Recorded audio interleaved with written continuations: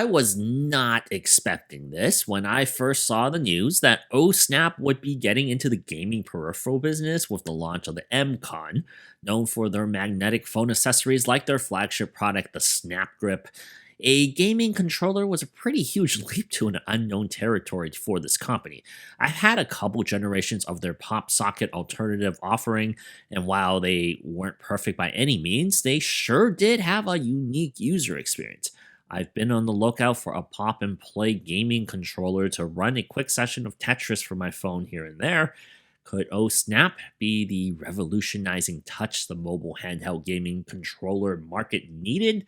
I'm Alex from Sypnotix, and this is my full review of the MCON controller.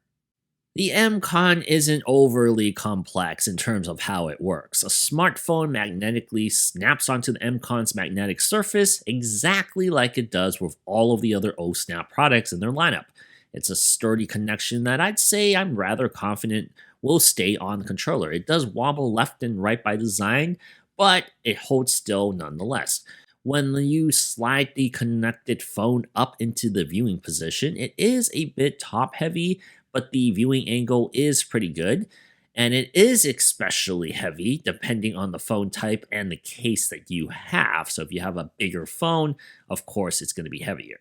The controller and the magnetic holder are actually two separate parts connected together by a slide out mechanism centered around a kickstand. The magnetic holder portion has a metal kickstand that slides into the controller and can disconnect by pressing the eject button.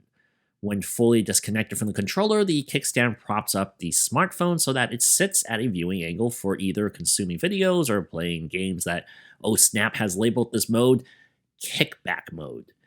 Since the controller portion of the MCON is a Bluetooth controller, you can then lean back on your chair and control your character while the phone is propped up on your table if you wanted to game that way. It's a neat secondary function that some people might find valuable, akin to the type of experience like a Nintendo Switch or a Lenovo Legion Go. The controller can pair up to 3 devices and switch between them by tapping the pair button. I'm not too certain that the hinge supporting this kickstand will endure a heavy workload over time, but so far, it's been okay. The actual controller portion of the MCON is quite compact. It's made of plastic all through, and the face is extremely flat. The 2 analog sticks don't protrude over the shell like most controllers do. Ohsnap has them in a hole so that everything folds up neatly and it covers and it's all flush. The same goes for the D-pad and the X, Y, A, B buttons as well.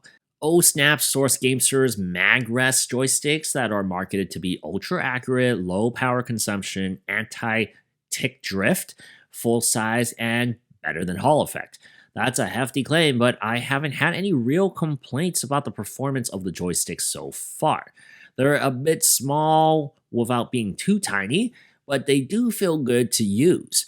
The buttons are a type of silent switch that don't have a lot of travel behind it. They are pretty quiet as the type of switch was suggested would perform. That's probably a good trait, as I surmise playing out in the world, say on a bus or in a waiting room, it would be less bothersome to people around your controller.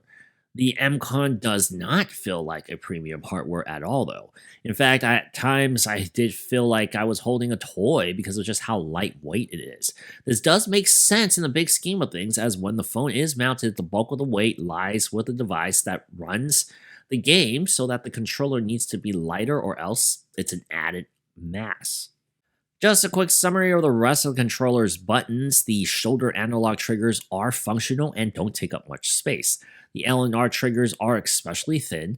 I appreciate the attention to detail by adding texture to the larger L2 and R2 triggers to distinguish the set so your fingers know which one it's touching.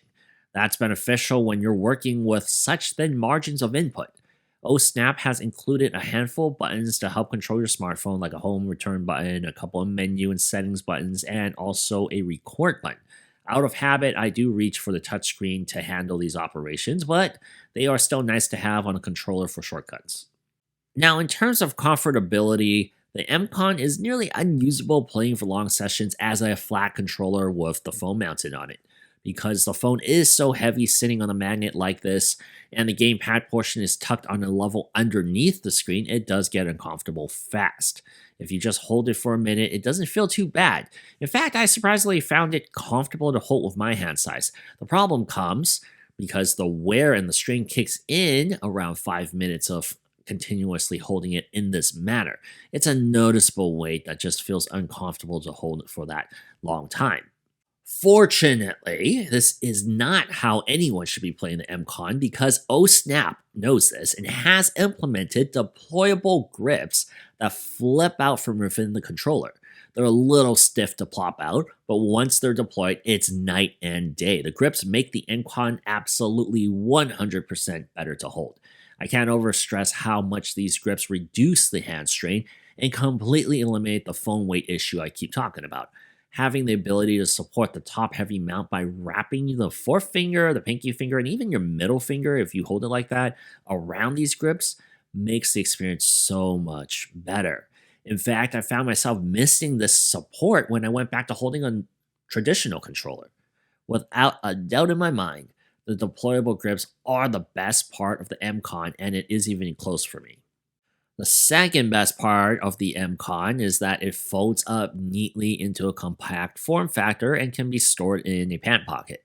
It's about the same thickness as a Nintendo Game Boy Advance with the length of a first generation Google Pixel. It's not a bad size to haul for a gaming controller of this kind.